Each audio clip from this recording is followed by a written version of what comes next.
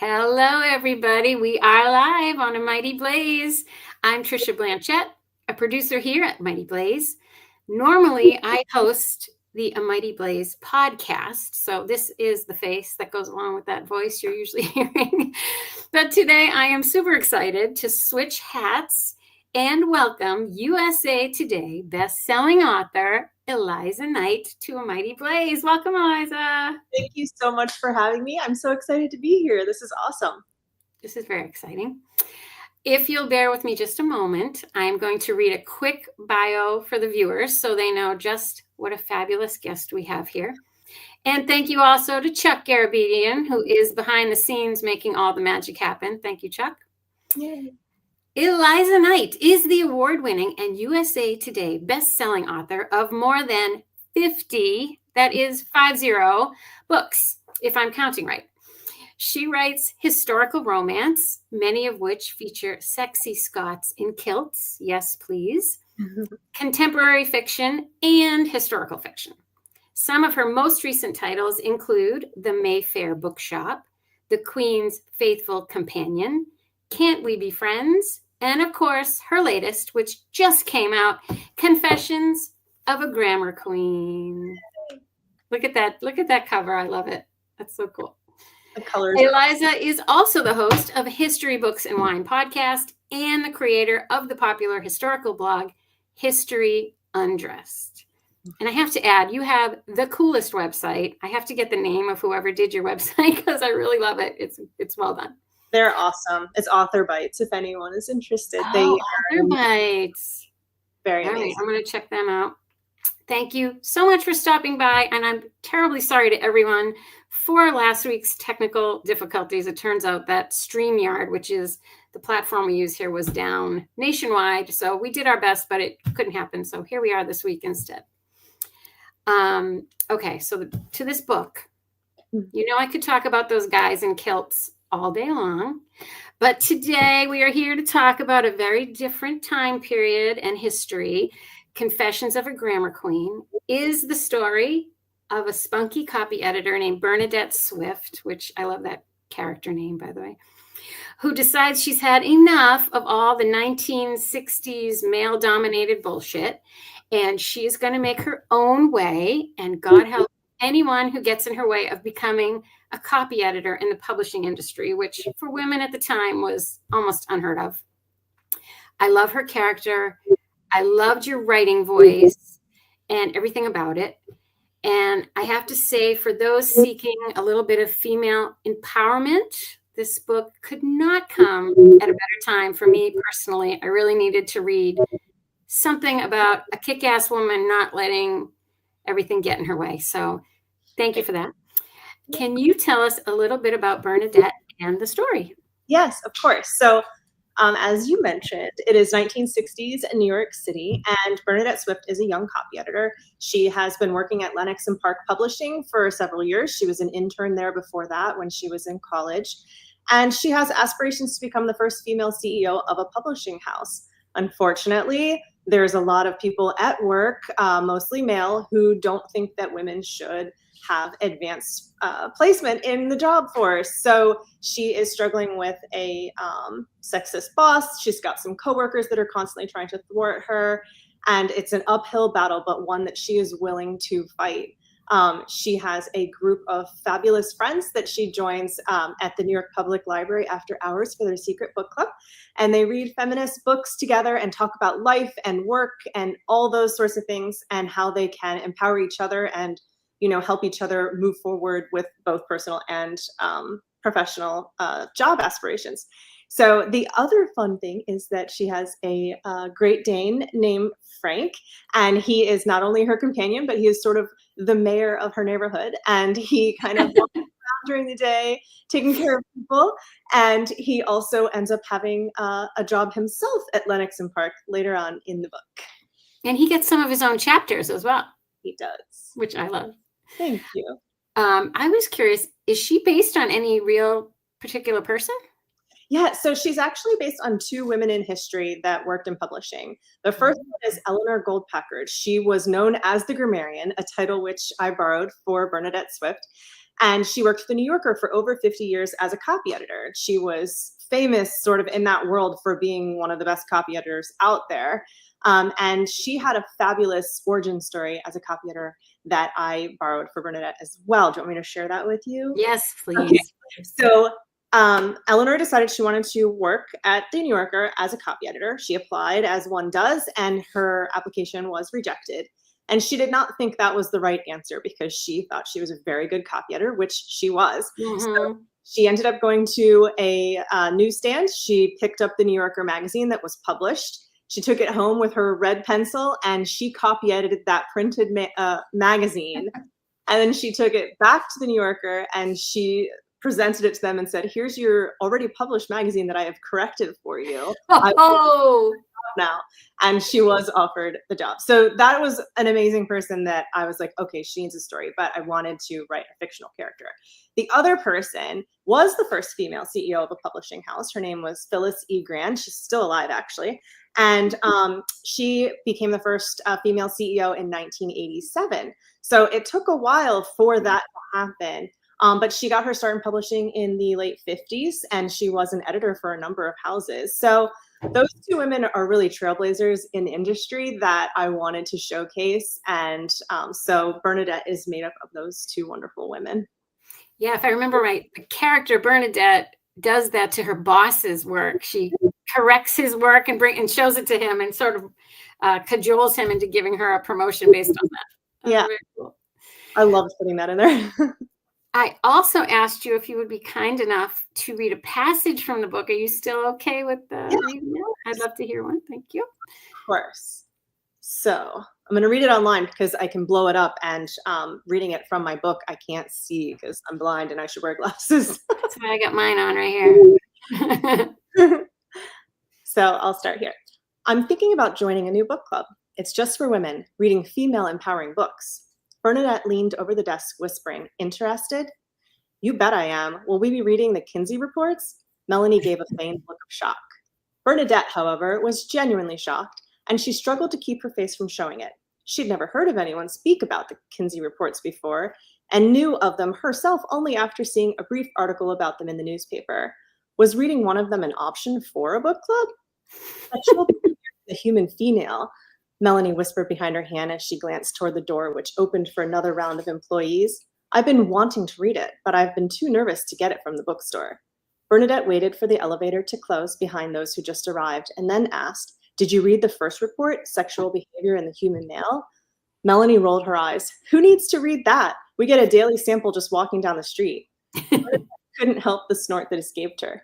To be honest, I haven't read either of them. Maybe we should suggest them to the club. I'll let you know the day and time. Bernadette hurried outside to the small park beside the building. As she sat on the bench, the heat of summer was whisked away by the zephyr that rustled the leaves in the park. She opened her wax paper wrapped sandwich. Today was simple fare: aged cheddar and tomato, with a leaf of lettuce to separate the soggy tomato from the bread. As she chewed, she contemplated what had happened that morning. Even with the Equal Pay Act passed earlier in the year, she'd heard rumors that some of her male colleagues were making 2/3 more than she was. If she asked for a raise, Mr. Wall wasn't likely to give it, even though he was quick to give her more work. He'd think she was demanding and ungrateful. She wouldn't put it past him to pay her less just to spite her. New York was expensive, and as it was, she had a hard time living on her salary. In fact, she was supplementing it by tutoring some of the children in the building and editing papers for university students. And she didn't live lavishly. Her small apartment was more of a couple boxes taped together. When her parents had come to visit for the first time, they'd been mortified she'd been willing to live in such cramped quarters when they had a perfectly good farmhouse in Maryland. They'd spent the whole trip reminding her she was always welcome to come back home. Her mother had assured her she'd soon find a husband if she just moved back, that her veterinarian father had plenty of young animal doctors looking for wives. And that was the path some of her fellow graduates had taken, while others decided to pursue careers like Bernadette. But Bernadette wasn't going to succeed by getting married, even if being unmarried complicated things. In fact, marriage itself was orthogonal to her career aspirations of becoming a CEO, at least in her own mind. With a few extra minutes and her sandwich scarf down, Bernadette purchased 3 pairs of stockings, all pink, 2 for herself and 1 for Melanie, then walked past the New York Public Library on 5th Avenue. It was her favorite place in the city, From the majestic stone lion standing sentry at the bottom of the front steps to the endless shelves full of books inside. Books had always brought her solace, so the library was her metaphorical comfortable chair at the heart of Manhattan. Comfort, from Latin comfortor, also meaning to strengthen. So essentially, the library made her stronger. Who could argue with that? I love it. Thank you. And I love how throughout, as a grammar nerd myself, I love all the little vocabulary lessons and the stuff. It's very, Miss Stephanie Burns is visiting. Hello, Steph Burns. She's an author friend whose book is coming out in December. We're going to look forward to that. Hello, Andrew. Thanks for tuning in. So this one is historical, but it is obviously very different from your other historicals. Why did you decide to focus on this place and time as opposed to, say, ancient Scotland? So I was looking for something to pivot in. I've written a lot of Scottish, and I've written a lot of biographical fiction as well. And I really wanted to write a story that was about people in real life, and that was, something that people could connect with. But I wanted to try something different. So in this book, you're going to see a different side of my voice, which is a little more quirky and fun. And I just had such a blast doing that. But also, I've always loved the 60s. 1960s music is some of my favorite music. Absolutely. In little side note hint, a little secret about me. When I was in high school, my friend and I would drive to school and we listened to the oldies station, and we would turn it off quickly before anyone heard our music, but we would just blast it as we drove to school. So I really just love that time period. And I also think the 60s were a huge time of change in the United States. We have the Civil Rights Act going on. We have the Equal Pay Act going on. Vietnam War is about to change a lot of things. There is soon an assassination of the president. But beyond those huge major things, there's also an awakening among women of deciding that they want to do things a little differently. They might not want to just be the homemakers at home. They want to experience new things. And then you've got the young ones that are out expressing love in all sorts of ways. So I love that time period, and I really had a good time writing in it. It made me think a bit about Marvelous Mrs. Maisel. So if anyone out there is a fan of that show, Marvelous Mrs. Maisel, you will love this book. It's got that time period, but also the spunk that Mrs. Maisel has. I think Bernadette has it as well. So if you enjoyed that, you'll enjoy this too. You are, by any definition of the word, prolific, to say the least. I can write every single day and I can do about a book a year, which I was told was pretty fast, but you leave me in the dust. Your rate seems much, much faster than that. So I have to understand, what is your process like? Do you write around the clock, or do you take any breaks? What's sleep for? We sleep when we're dead, right? Yeah, so I do write fast. I think it helps that I plot everything out. I plot down to the chapter and exactly what's going to happen beforehand. Known as the queen of spreadsheets, and I have spreadsheets that have all of my character development on there, all the research is on there, and then it's broken down chapter by chapter, act by act. So when I sit down to write, I already know the whole story in my head anyway. So it's just typing it out, and I can type very fast. So in an hour, I can get 1,500 words or so. So I usually write for about 2 hours in the morning, and that's about 3,000 words every day. Not every day. I only do Monday through Friday. I really try hard not to work on the weekends. That doesn't always happen around deadline time. I'm definitely working on the weekends. Yeah. And by lunchtime, my brain is no longer interested in writing. It's kind of just shuts down. So at that point, I do all my promotional type work, and if I have copy edits have come in or something like that, I can work on that. I'm much more creative in the morning, I would say. But yeah, I work every day, 5 days a week, I should say, almost every week of the year. Last year, I was shocked to know that it was the first time in 10 years that I hadn't worked on a vacation, which is really sad. But it's writing it doesn't always feel like work. It's just part of who I am. Right. So I get excited about it. I love to wake up in the morning before anyone's awake and rush into my office with a hot cup of coffee and sit down and join my world. It's just very exciting. So I think that's probably why I'm able to do so much. But I also do it full time. It's my full-time job, and it's Yeah. a full-time job for about 13 years or something like that. I do something similar. I have a rough outline. I don't know like every scene or anything, but I know basically what's going to happen. But I really dislike that part. Like that feels like work to me, like coming up with the plot. And then when I can finally sit down and write, that's the fun to me. So I'm curious, do you like both aspects of it, or is there one you like better than the other? So I'm like the weird one. Editing is actually my favorite part of the whole process. Editing. Yeah. So after it's done.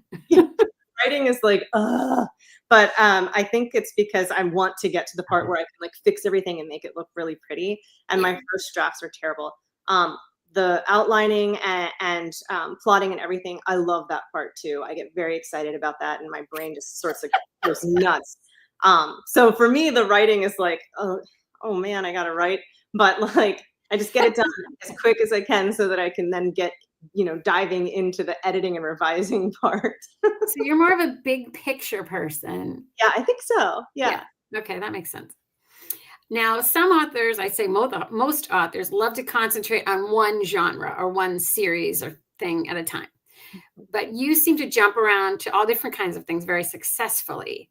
Do you jump between the genres regularly, or do you kind of spend a lot of time in one and then a few years later move on to something else?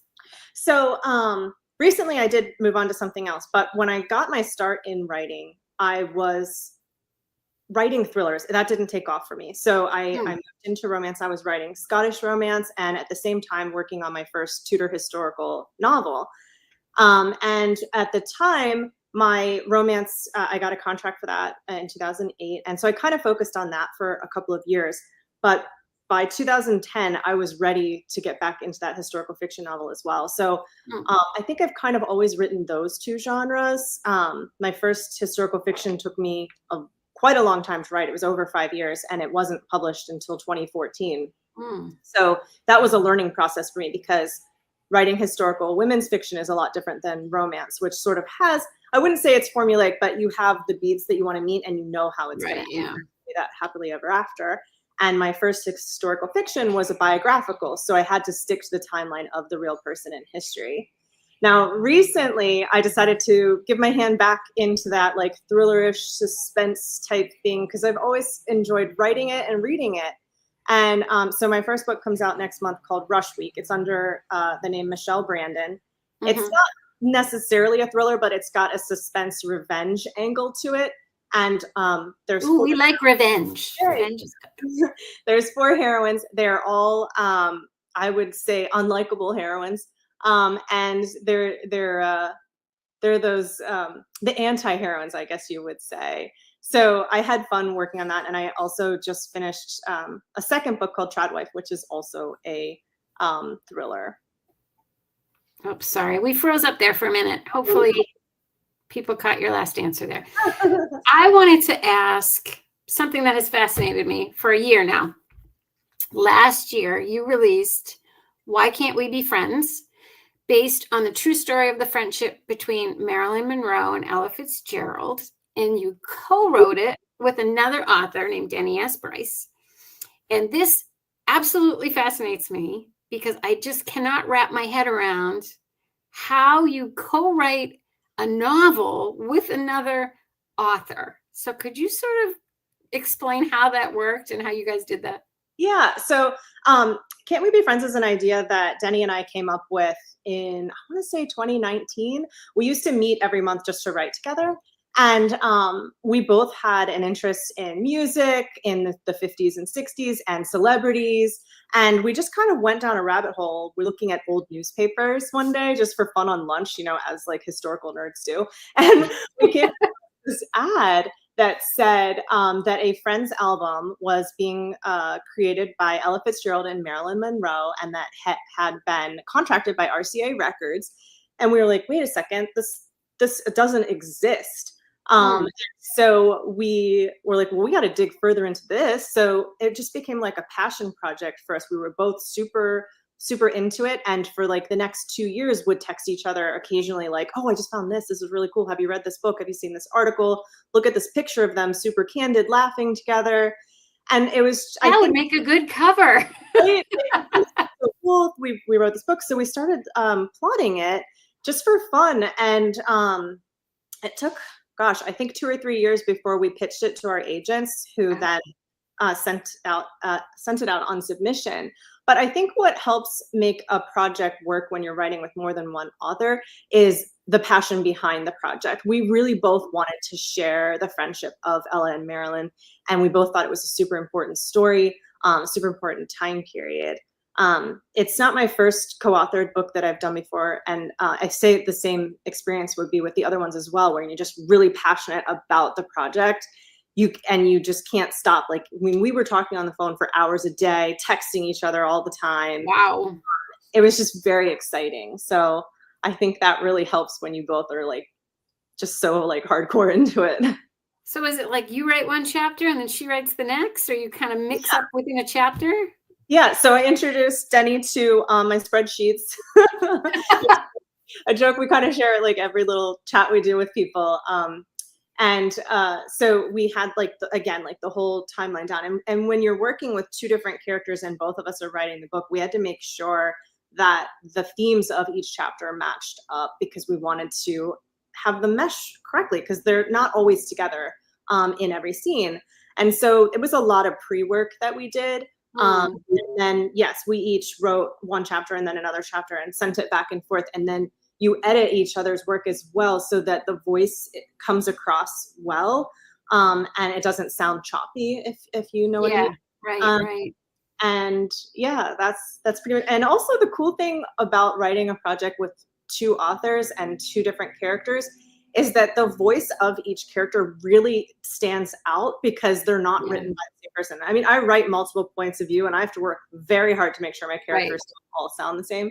And when you have two writers, that makes that part like seamless. All right, now you're making me want to try that. Maybe I'll try that someday. That brings me actually very well to my next question, which is about your writing community. Obviously, Denny is in your writing community for this, but when you're working on your own project, do you have like a posse or a group that you give early pages to, or are you kind of a lone wolf when it comes to that?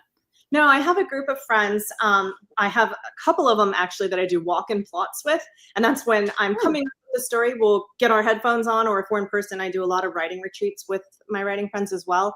We go for a walk and we hash out all the details, all the character stuff, maybe a plot hole that I can't figure out, and I do the same thing with them as well.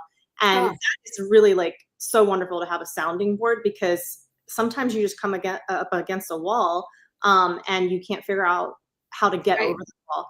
And so having writing friends that you can chat with is very helpful. And then as far as early pages, I usually send it to 2 or 3 people to read. I don't always get a chance to have the whole book read by someone every time, but at least half of it. Usually there's at least 2 people that read for me. My oldest daughter she has a creative writing degree, and she reads all of my stuff for me pre-hand. Oh, that's fabulous. I have to say, I'm lucky. My son is a big reader as well. And I used to write young adult fiction, so he was perfect. He was a teenager at the time, and he would read it and be like, nah, that doesn't work. Let's try something else. That's awesome. Do you often hear from your readers? I'm curious if the readers from one genre are more vocal or outspoken than others. For example, do your historical romance readers reach out more often than, say, historical fiction readers? So funny enough, no. I do occasionally hear from historical romance. A lot more, they just connect on social media with whatever I'm posting. But as far as emails and things like that, that mostly comes from the historical fiction authors. Oh, interesting. I'm really sorry, they're mowing right outside my window, if you can hear that. That's quite all right. That's the way these things go. Yes. But yeah, like I get a lot of connection with readers online, Instagram mostly, and Facebook. Those are my 2 big platforms. And I love that interaction. And then I do get the occasional email. And then some readers send me like stuff in the mail, things like that. Oh boy, like what? What do you get in the mail? Like just cards, mostly cards. And then there's a couple really fun readers that have brought me little like gifts when I go to a book signing. Oh, Like, that's nice. like little earrings that are like are my book, or like a little keychain, like, because it's crafts that they make and then they're sharing that, and it just makes me feel so good because they love my book that much that they wanted to take time to make something like that. Wow, that must blow your mind. That's wonderful. It's so awesome. I'm glad it's nothing creepy. It's good. No. I've never gotten anything creepy. I've gotten the occasional creepy email, but I just delete those. I can imagine. So I hear there is a big historical fiction conference coming up soon. Yes. That you are going to. I saw you listed there. Can you tell us about it and how people can get involved if they want? Sure. So the Historical Novel Society is a writing organization for historical novelists. And they host a conference every other year. It's in the United States. And then on the off year, it's in the UK, which is cool. Next year it's in Ireland. But this year we're going to Vegas. I'm very excited about that. Not because I'm a gambler, but because I'm just very excited to see my friends, because it's like every 2 years, you're going to see them. Yeah. You can't get much more different from Ireland than Vegas. Those are two very different places. Yes. And last year, or not last year, the year before, we were in San Antonio. So it's been in DC. Like, they change the venue in the US every 2 years. So it's nice we get to go around and see everybody and visit a different place and maybe go see a fun show or something. But it's a great conference. They have amazing classes. They have pre-classes that are called master classes that you pay a little extra for. I'm teaching one of those. And then there is like panelists and workshops and things throughout the rest of the weekend. And those are great too, because you learn about the craft of writing or the research of writing or specific topics, like royals in history, things like that. And then you can meet up with agents, editors, they're often there as well. And so it's great. But if you want to, you're a historical writer and you want to join, I do believe you have to be published in historical fiction. I'm not 100% sure. That might be Novelist Inc. I'm not sure what the threshold is. I've been a member since 2011 or 12, I think. And my first conference was 2013. So I've been going for a long time. I really, really love it. And I recommend it for anyone who writes historical, for sure. And they also do a big book signing. So if you live near Vegas, there will be a huge book signing there. I think on Saturday, hold on, I have my planner in front of me. Saturday the 28th. And it's open to the public. You can just come in and there's going to be probably at least 100 people signing books. Wow. And you do lots of other events that are more just sort of general public can attend and take classes and stuff. And they could probably find all that on your website, which I imagine is elizaknight.com. That's correct. Hey, good guess. Good guess. We haven't even talked yet about your podcast and your blog. So can you tell us quickly about those and how people can tune into those? Yeah, sure. So I'll talk about the blog first, History Undressed. And that started back in 2009. I was working on a project and I wanted to know what the underwear would look like under like a historical dress. It changed a lot throughout history and I could not find anything online. So I ended up getting a book and going to the library and researching there. And I thought, you know what? I cannot be the only person that's trying to find this information online. So I started the website, and the first article was Underwear Through History. And that's why I literally history undressed. Yeah. And it kind of took off from there. I don't really write for it anymore because I'm doing the podcast. But even though I don't write for it right now, I still get about 30,000 hits a month. It's a vastly popular blog, and there's hundreds of historical articles on there, either by me or other authors that have come to visit. And it's usually just like you type in anything like, how do you clean a medieval castle? Well, there you go. There's an article on how to clean a medieval castle. And funny enough, like I have had emails from students doing research papers that have emailed me about like asking questions about an article I've written on there. So that's pretty fun. And then the podcast is History, Books, and Wine, 3 of my favorite things, all in one. And I interview different authors who have written historical novels mostly. Sometimes I pull in other authors, like you've been on the podcast. Yeah. And, you know, because every book, whether it's historical or modern, has something in it as historical context to it. Like, so yeah, and we just chat about like the history and the research behind the books, and we drink wine or other cocktails or seltzer water, coffee, whatever it may be, and just have a good time on there. Oh, that's great. And they can find those through your website as well. I bet. Yeah. So we know you've got a book coming out soon, but that means you're already done with that book. So can I ask what you're writing at the moment? So as of right now, I am not writing anything until like a couple of weeks from now. What? Yay! But that's because I just turned in my book that comes out next year. It's called Lost in the Summer of '69, and it's another 1960s book. And it is about a grandmother, a mother, and a college-age daughter. And the grandmother, it's her 69th birthday, and she's just been diagnosed with dementia. And so she, when she was a young woman, she was known as the belle of wartime music, but she gave up her singing and musical career to raise a family.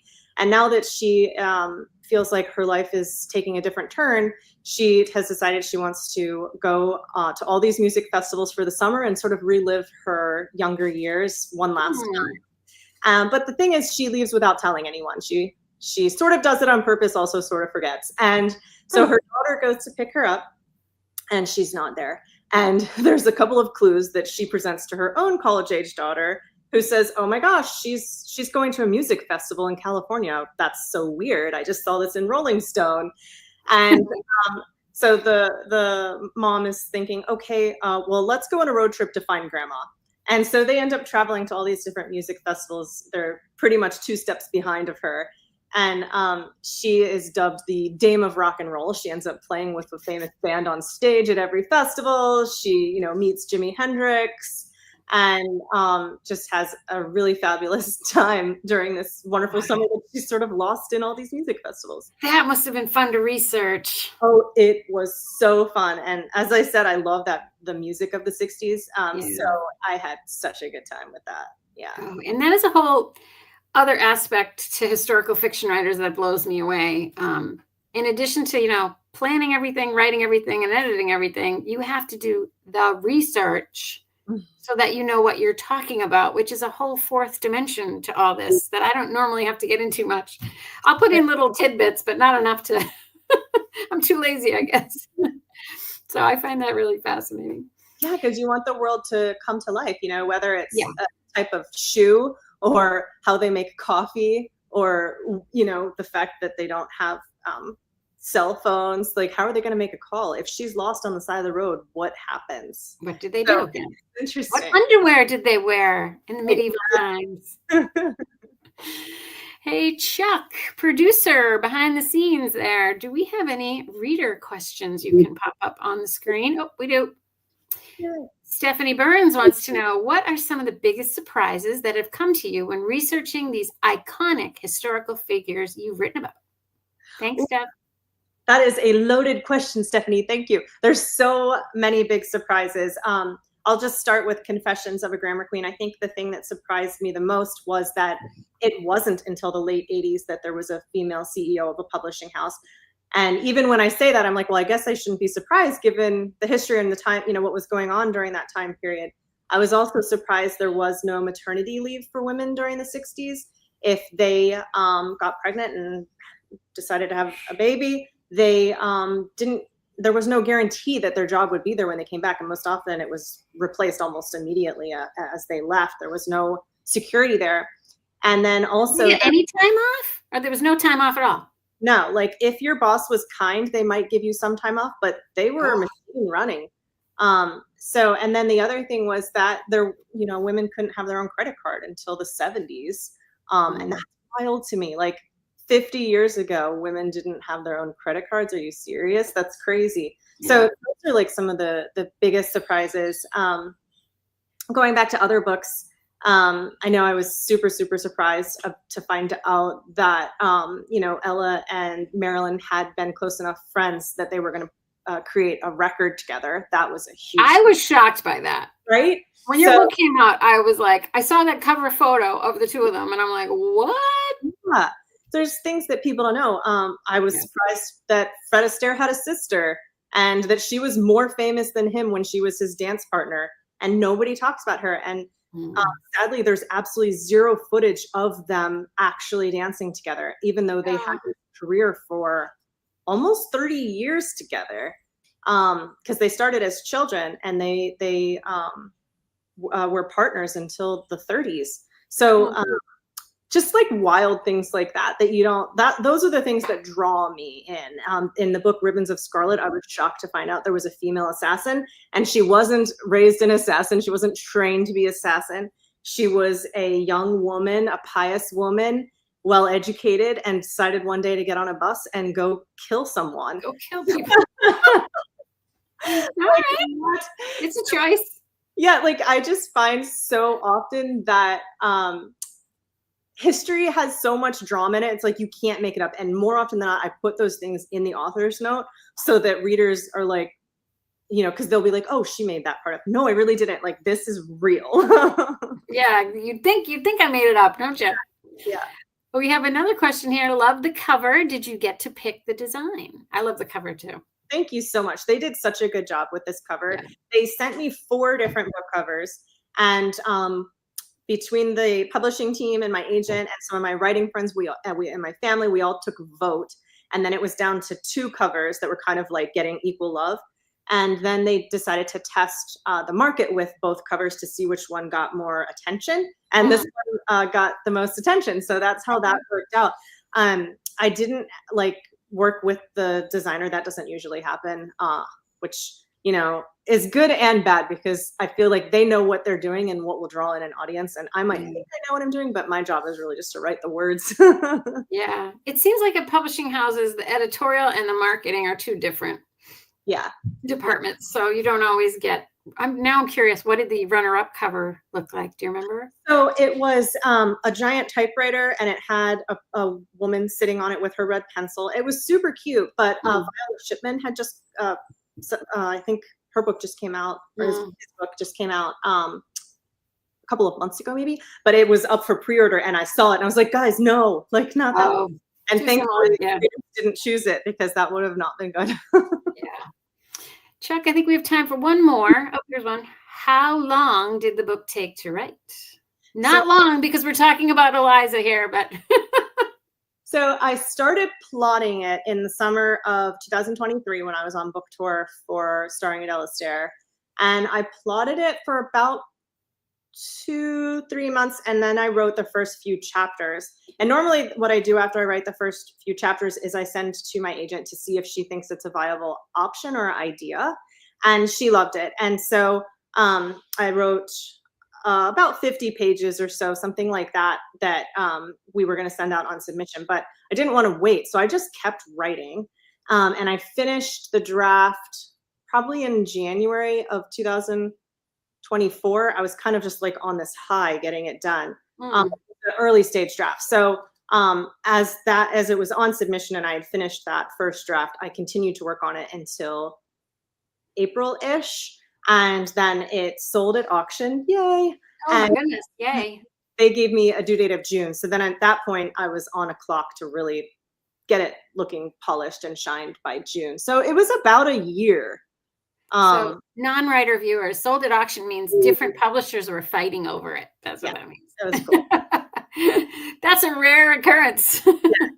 And at the same time, I was also working on a couple of other projects. So it wasn't all a year spent just on that book, but it was other things going on as well.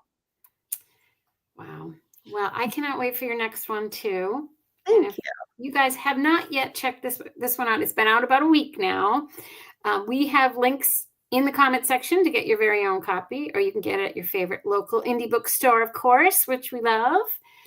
Thank you, Eliza Knight, for coming on to talk about Confessions of a Grammar Queen. I loved it. I know the viewers will love it as well. And we really appreciate you coming back after technical difficulties last week, especially. Of course. You've been a very good sport. Yeah, I would not want to miss it. And that was, totally fine. It was better to be here anyway, because I was in my hotel last week while I was on tour. Right. Yeah. So Oh, and also one last note, I am still on tour. So if you visit my website, there's a news and events link, and you can see if I am going to be near you. Oh, I bet she will. I bet she will. Oh, thanks, Robin. Thanks for checking in. Thanks for visiting, everybody. We will see you next time on A Mighty Blaze. Thank you, Chuck.